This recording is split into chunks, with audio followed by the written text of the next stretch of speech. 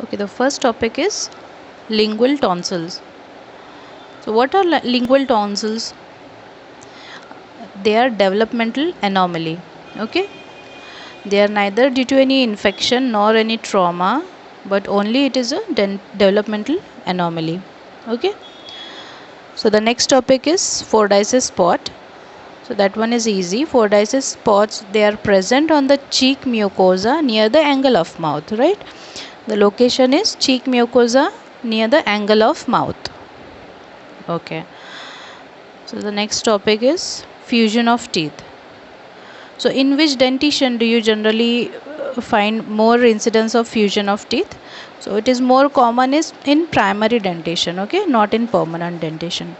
The fused teeth are most common in primary dentition, okay. Children have it more. Okay.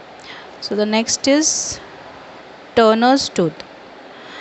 A Turner's tooth is basically enamel hypoplasia in that particular tooth, and it is due to the cause due to local infection or trauma to that teeth during its development.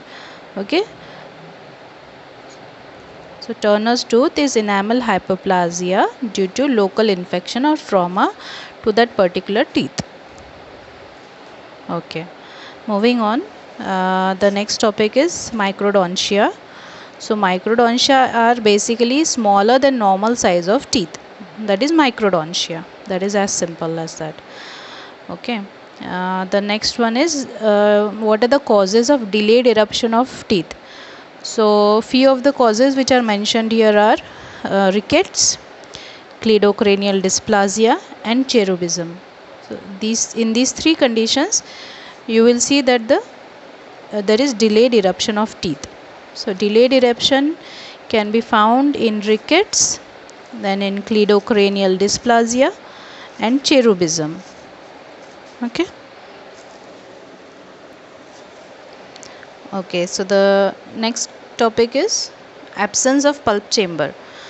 So during a procedure or during the x-ray, if you observe that there is absence of pulp chamber in that tooth, such condition is generally associated with dentinogenesis imperfecta. Alright, absence of pulp chamber is seen in dentinogenesis imperfecta because the dentin is not properly formed and it obliterates the pulp chamber. Okay.